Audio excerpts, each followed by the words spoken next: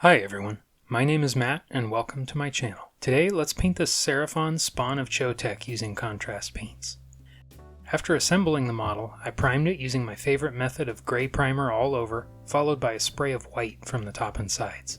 The result is a subtle, zenithal style undercoat with white on the top blending to gray on the underside. Because this model is so low to the ground, it would be really difficult to paint the underside while it's attached to the base. So instead of gluing it to the base, I drilled a hole into the foot and attached a piece of paper clip with superglue. After the glue dried, I stuck the model on a cork, which will make it easier to hold and access the underside. For the first layer on the model, I'm using an equal parts mix of skeleton horde and contrast medium. I like to transfer my paints to dropper bottles, which makes it really easy to mix custom colors. Just count the number of drops and you can mix the same color again every time. When applying contrast paints, I like to work on one section at a time. Flood the area with paint and make sure it gets in every detail. The paint will naturally flow and collect into the recesses. Some pooling is good for creating shading, but too much can lead to problems. I like to wipe the brush off on a paper towel and then soak up any excess paint before I move on to the next section.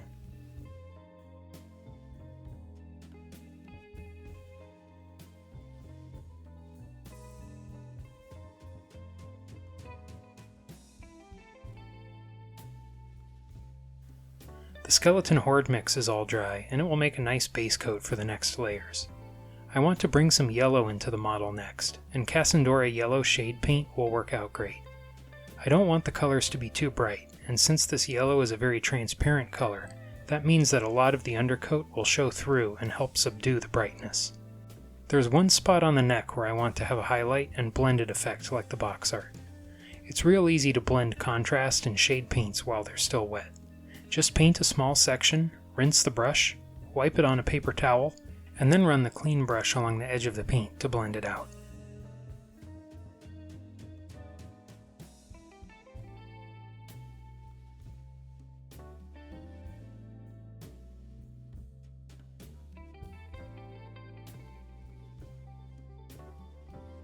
Apply the paint just like a contrast paint. Apply a generous layer, one section at a time, and soak up any excess pooling.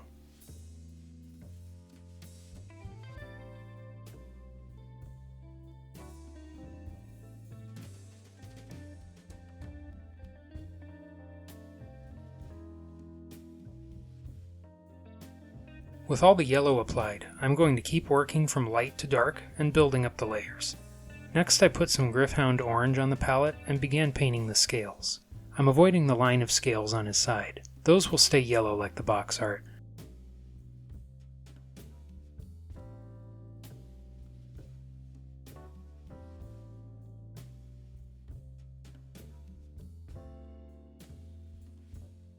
Blending is a big part of this stage, and the fin on his back is a great way to demonstrate the technique. Using an old, large brush, apply some paint at the bottom of the fin. Rinse the brush, wipe it on a paper towel, and then run the clean brush over the edge to blend out the color. Rinse and repeat a few times as needed until the blend is smooth. You can vary the brush marks as well. I like to use a mix of side-to-side, tapping, and scrubbing type brush strokes. You have to work fast, so if you're just starting out, I'd recommend working on one small section at a time and get some practice in.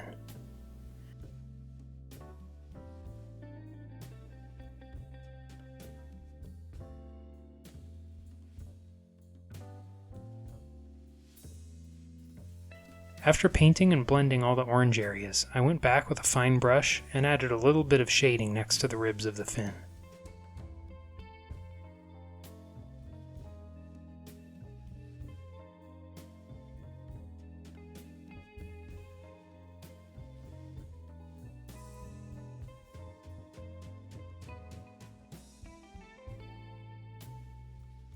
Next, it's time to build up depth and darken the scales some more. And for that I'll be using Carroburg Crimson Shade Paint.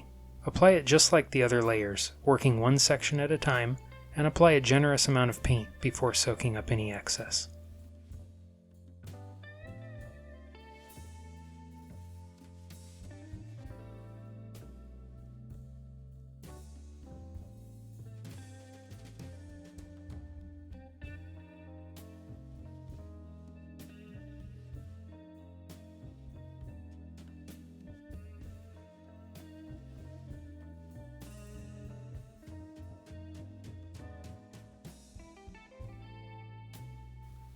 I want to darken the scales and legs more, so next I painted a layer of Nuln oil.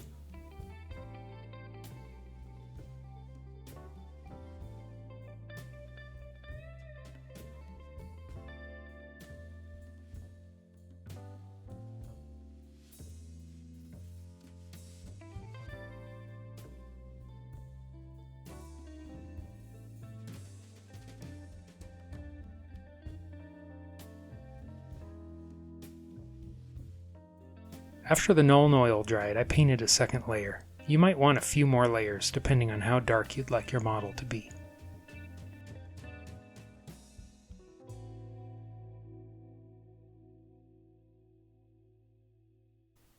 Next I used Black Templar to paint the feet, and blended the paint using the same technique as before. Rinse the brush, wipe it on a paper towel, and then blend out the edge with the clean brush.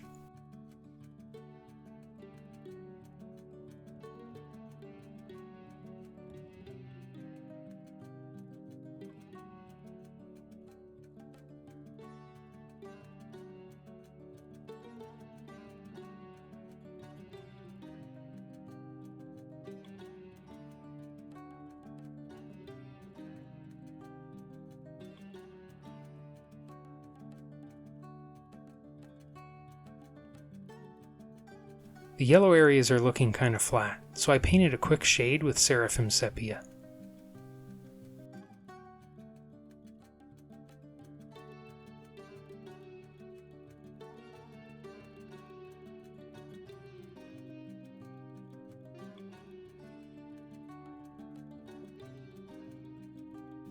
Next I painted the mouth with Sigvald Burgundy. I found it's faster and easier to just paint the teeth rather than try to avoid them. We'll pick them out with opaque paint later.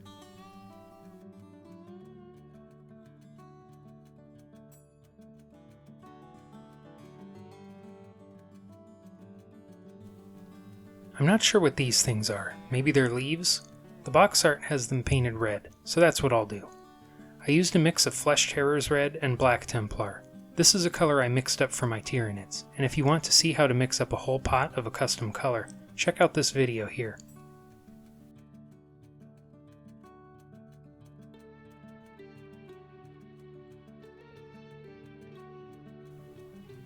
Next up is the most distinctive part of this model, the markings along his back and his head crest.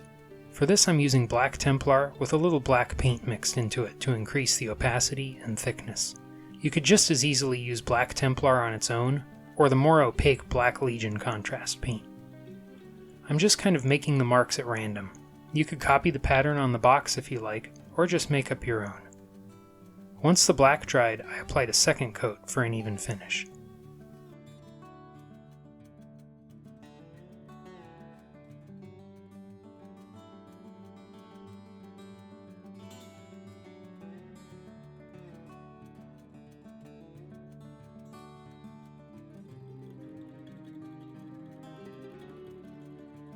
With the black paint still on my palette, I painted the eyes and outlined the remaining details.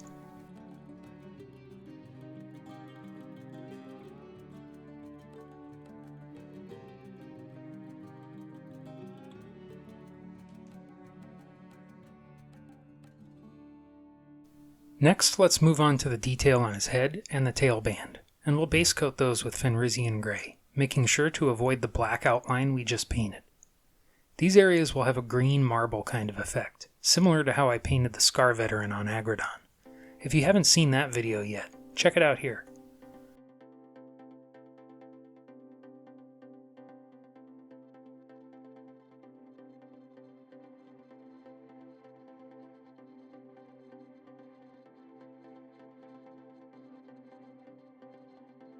While I had some Fenrisian gray on my palette, I went ahead and painted the eyes, making sure to leave a thin black outline around them.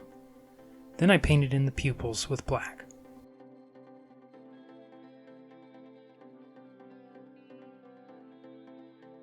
For the marble effect, I'll be using Dark Angel's green contrast paint, along with two brushes. One brush for applying the paint, and an older brush for wiping some away. Begin by painting a small area with the green paint, and then set aside the brush. Pick up the other brush, which is dry, and wipe away some of the green paint. Do it in one stroke if you can. It should leave a few highlights behind. If you're happy with the result, switch back to the first brush and repeat the process on the next section.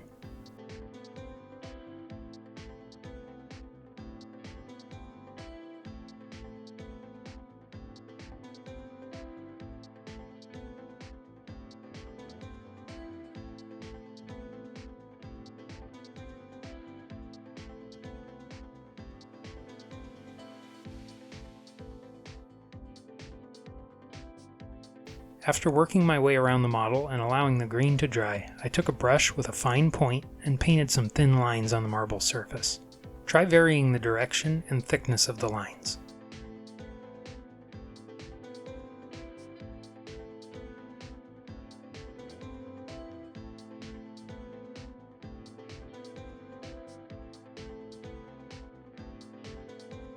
Next, I picked out all the teeth with Bonewhite.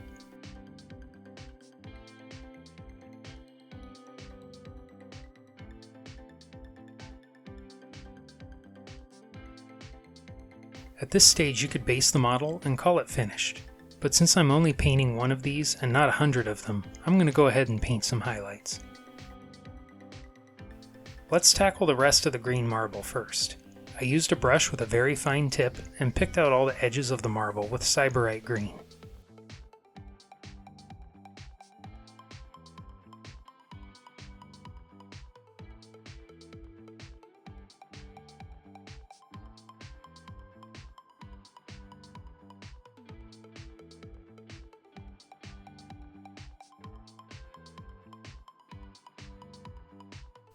Next, I thinned down some white paint with about equal parts water, and with barely any paint on the brush, I picked out the very edges and corners of the marble. White is a big jump in value from the last highlight, which means it would look out of place, so to compensate for that, I've thinned down the paint a lot. Thin paint is more transparent, and it will allow more of the base coat color to show through. However, thin paint has a tendency to flow off the brush very easily. So for a general rule, the thinner your paint is, the less you want on your brush. By thinning the white paint and having very little of it on the brush, we're making a transparent highlight that looks like a light green color without having to mix something.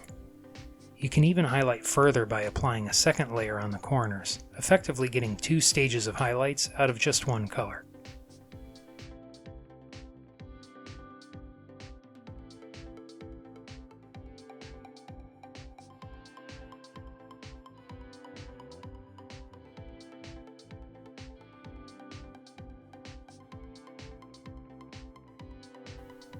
With all that talk about transparent paint in mind, let's highlight the black parts of the fin with Stormvermin fur.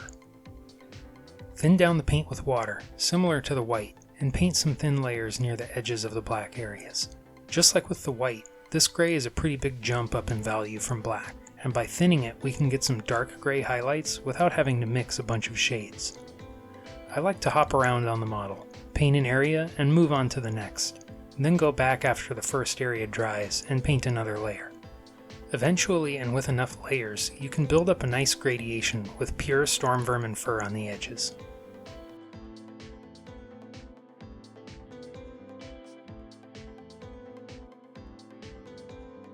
I also used some undiluted Stormvermin fur and picked out the edges of the claws.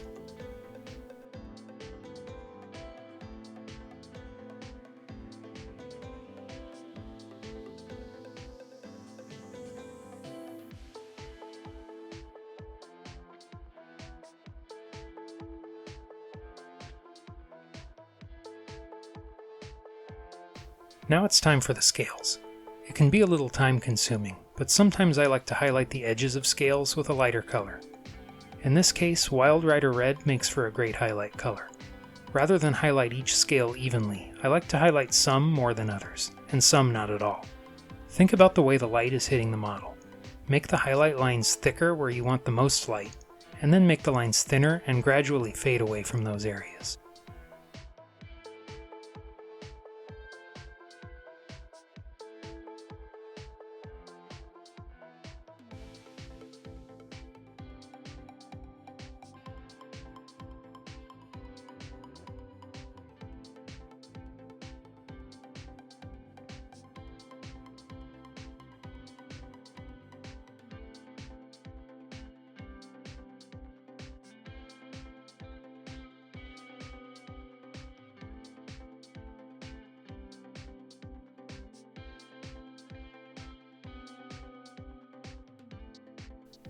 For the next highlight I used Fire Dragon, and I painted it the same way as the last highlight, only covering a smaller surface area.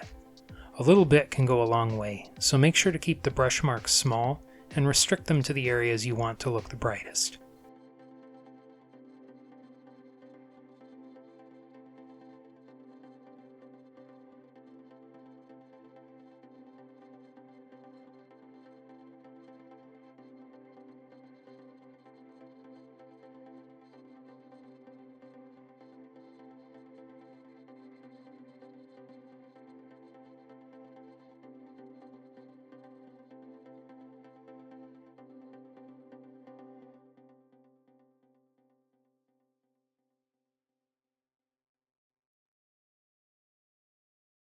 Finally, I thinned some Offwhite with an equal amount of water and highlighted the edges of the teeth and the yellow areas.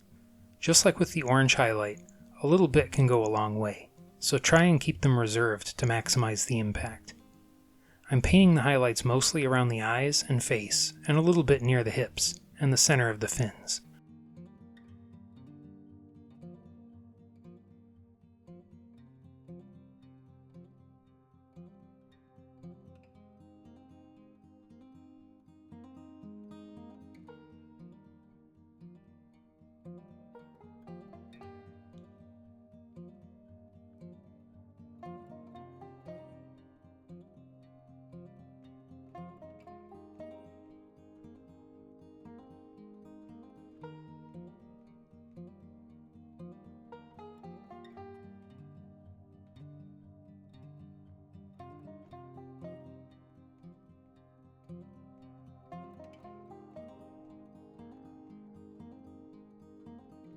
I also painted a tiny highlight on the edges of the claws.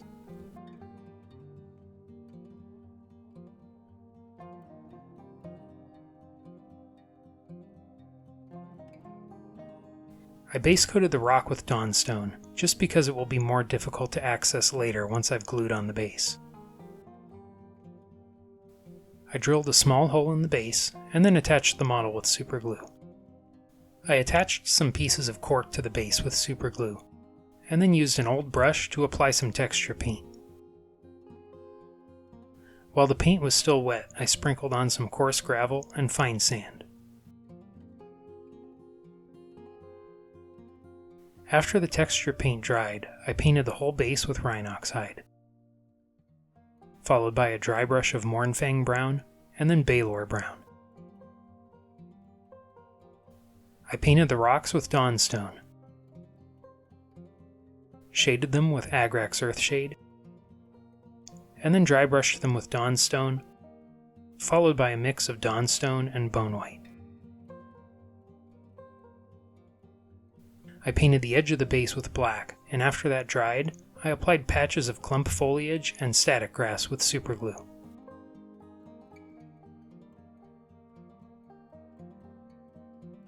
And here's the finished Spawn of Chotec, and I have to say it was a lot of fun to paint, especially the pattern on the back and the head crest. I think this color scheme would look great on some skinks and saurus too.